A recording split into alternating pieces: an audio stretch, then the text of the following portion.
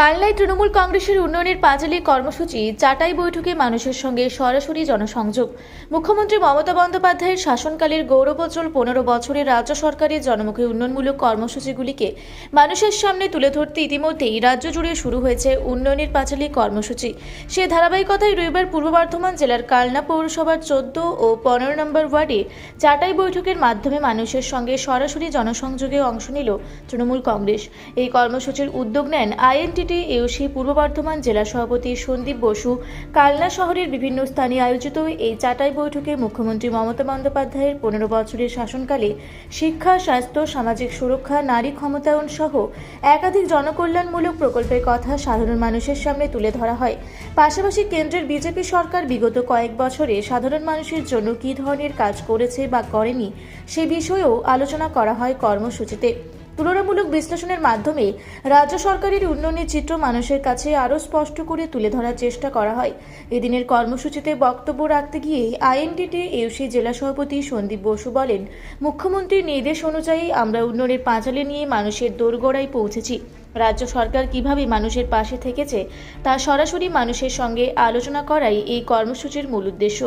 এই কর্মসূচিতে উপস্থিত ছিলেন কালনা পৌরসভার পৌরমাতা রীনা ব্যানার্জি, কালনা শহ তৃণমূল কংগ্রেসের সভাপতি সৌরভ হালদার, আইএনটিটিইউসি জেলা সভাপতি সন্দীপ বসু সহ দলের একাধিক নেতৃত্ব ও বিশিষ্ট জনেরা। কি করলেন সকাল থেকে?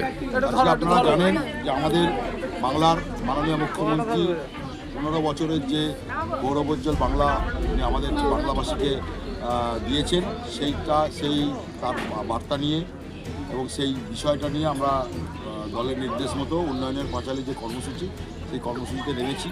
কালনা বিধানসভার কালনা শহরে হচ্ছে গিয়ে 14 নম্বর এবং 15 নম্বর ওয়ার্ডে দলীয় নির্দেশে, এবং আমাদের সঙ্গে আমরা আমাদের মাননীয় পৌরমাতা থেকে শুরু করে আমানত আলী 2 নম্বর ব্লক যুব সভাপতি, আমাদের সুরত হাজরা 2 নম্বর ব্লক তৃণমূল কংগ্রেসের সহসভাপতি, এবং আমাদের প্রকাশ পোদ্দার পঞ্চায়েত সমিতির কর্মাধ্যক্ষ,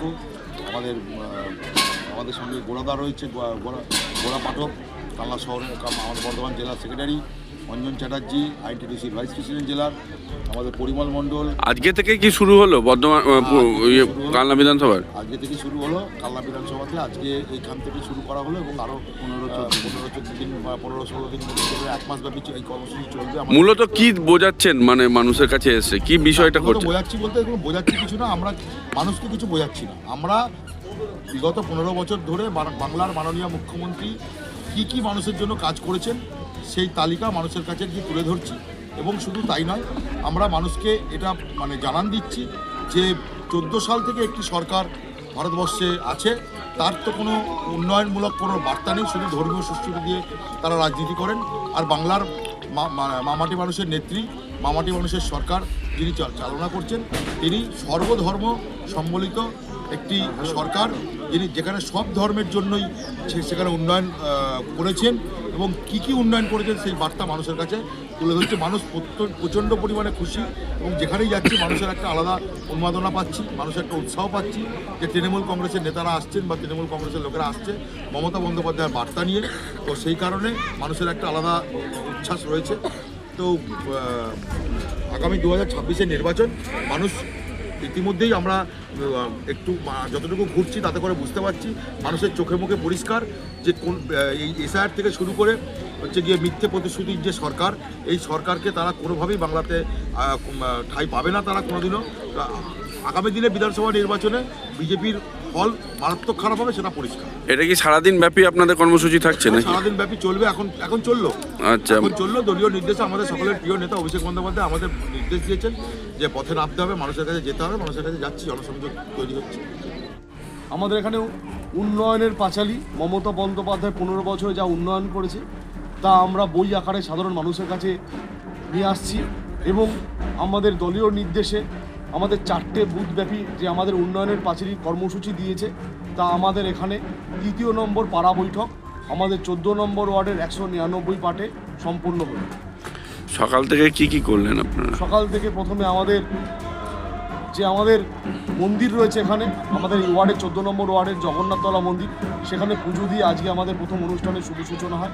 তারপরে আমাদের এখনও পর্যন্ত 2টো পাড়া বৈঠক হয়ে গেছে, এই 3 নম্বর পাড়া বৈঠক আমরা কমপ্লিট করলাম। এবং এরপরে আমাদের পরবর্তী পাড়া বৈঠক আমরা করতে যাব এবং মাজার আছে আমাদের এখানে একটা, সেই মাজার আমরা চাদর চড়াবো। মানে এটাই কি বিধানসভায় প্রথম হচ্ছে নাকি? হ্যাঁ, আমার কাছে যা খবর বিধানসভায় এটাই প্রথম কর্মসূচি।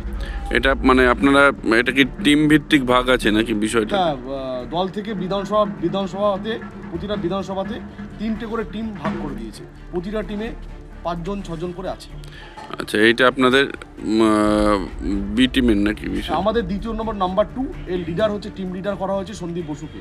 এখানে চেয়ারম্যান রয়েছে পৌরসভা, এখানে যেমনি কালনা 2 নম্বর ব্লকের যুব সভাপতি রয়েছে আমানত আলী, তেমনি 2 নম্বর ব্লকের আইএনটিটিসি সভাপতি এখানে পলাশ মণ্ডল রয়েছে। এখানে কালনা 1 নম্বর ব্লক পঞ্চায়েত সমিতির কর্মাধ্যক্ষ প্রকাশ পোদ্দার রয়েছে, আমি রয়েছি শহরের সভাপতি হিসাবে, সন্দীপ বসু রয়েছেন, তিনি টিম লিডার রয়েছেন। আমাদের টিম এবং আনুষঙ্গিক আরও যারা রয়েছে আমাদের কালনা শহরে সিনিয়র নেতৃত্ব, তাদের সকলকে টিমের অন্তর্ভুক্ত করে আমরা করে নিয়েছি।